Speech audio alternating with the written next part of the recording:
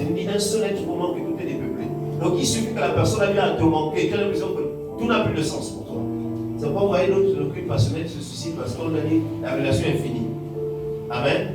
Et donc la relation avec le Seigneur on doit vivre cette amour, cette flamme. Encore que nous, ce sont les émotions. Mais ça doit être une flamme au niveau de l'esprit qui nous pousse chaque jour à faire un pas de plus avec le Seigneur. Est-ce qu'on entend comme ça?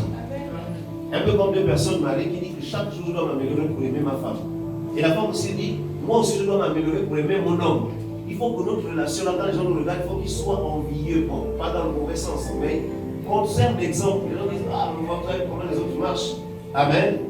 Donc, c'est une relation d'intimité. Donc, on part vers, on commence, on ne le connaît pas, mais à mesure qu'on avance avec lui, qu'on marche avec le Seigneur, on est envahi par cette flamme, et on a envie de ne pas le quitter. Et vous n'avez pas encore constaté ça. Deux amis, il y a même une histoire comme ça où deux amis ils ont veillé ensemble. Tu es le pote de Daniel, vous êtes chez Daniel là-bas. À une certaine heure, Daniel dit, bon, je vais te raccompagner. Je prends l'histoire de Gabriel et Daniel. Daniel dit, bon, Gabriel, je vais te raccompagner. Ils arrivent là quelque part. Gabriel aussi dit, bon, je vais aussi te raccompagner. Il va y raccompagner Daniel jusqu'à un certain niveau. Daniel dit encore, je vais te raccompagner. Ainsi de suite, aller jusqu'au matin. C'est l'histoire où vous n'avez pas envie de vous séparer. Vous avez l'impression que tout ce que vous racontez est tellement passionnant. Et vous ne voulez pas vous séparer. Alléluia. C'est cette relation dont on a besoin. Alléluia. Donc, le passage qu'on a lu ici, on dit à Timothée de raviver le don qu'il a reçu. C'est Paul qui le lui dit. C'est comme si Papa Rodrigue ici disait à, je veux dire à Gabriel que, Gabriel, souviens-toi qu'on a prié pour toi la dernière fois. On a prié pour toi, mais surtout Gabriel ici, c'est quelqu'un qui a une responsabilité. Ce n'est plus Gabriel qui se balade, qui est en pied ou olé. C'est Gabriel qui est stable, qui est assis, qui a reçu des responsabilités. On dit, souviens-toi que vous ravivez le don par l'imposition des mains, comme on dit que par l'imposition des mains pour recevoir un don. D'accord? Donc on dit le don là ne doit pas s'obéir. Ce que tu as reçu là, ça doit être vivant, ça doit servir, ça doit travailler. Alléluia. Et c'est ce qu'on a dit à Timothée. Amen. Donc raviver c'est quoi? Comment on ravive la flamme de la prière? On ravive la flamme de la prière par la persévérance. Amen. Par la persévérance.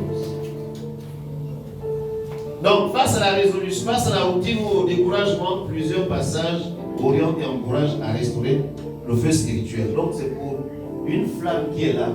On sent que la flamme est baissée.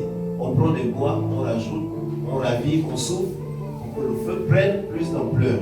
Amen. Pour donner plus d'éclat. Donc, nous avons ça dans Luc 18, 1 à 8. Luc 18, 1 à 8. On va lire rapidement. C'est l'histoire d'un roi, d'une femme importunée.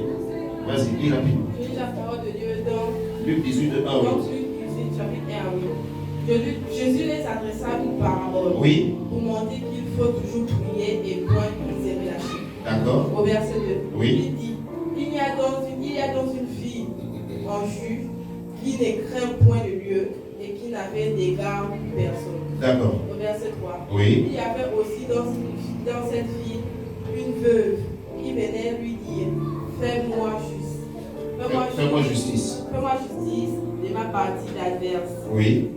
Verset 4. Pendant longtemps, il refusa. Mais ensuite, il dit en lui-même, quoique je craigne point de Dieu et que je n'ai d'égard pour personne. Au verset 5. Néanmoins, parce que cette veuve importunait, Oui. je lui ferai justice, afin qu'elle ne vienne pas sans cesse me rompre la tête. Au verset 6. Le Seigneur ajouta, entendez ce qu'est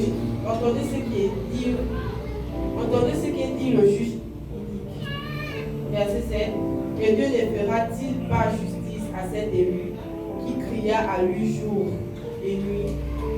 Amen. Et tardera-t-il à leur égard? Amen. Assieds-toi. Je vous résume l'histoire. L'histoire, c'est le Seigneur Jésus qui veut parler de la persévérance. Mais pour parler de la persévérance, il prend une histoire. Il dit il y avait quelque part un juge inique. Il dit le juge là, il ne craignait pas Dieu. Il faisait les choses comme il voulait. Et il y a une femme qui avait un souci et qui allait tout le temps vers lui pour lui dire ah, faut me rendre justice. Voici la situation à laquelle je suis confronté. Pardon, fais-moi justice. La femme l'importunait tellement que le monsieur a dit que tant que je n'aurais pas répondu à cette femme-là, elle va continuer à m'importuner. Qu'est-ce que je vais faire? Il est mieux que je rende justice, comme ça elle va arrêter de m'embêter. Amen. Et le Seigneur me dit que cette femme-là, ce juge-là, quand bien même il ne craignait pas Dieu, mais il a compris une chose, que pour être en paix, il fallait qu'il rende service à cette femme-là. Amen. Mais la femme ne s'est pas relâchée. Amen. Et donc c'est l'attitude que le Seigneur nous demande d'avoir. C'est-à-dire que demander quelque chose de façon continuelle jusqu'à exaucement.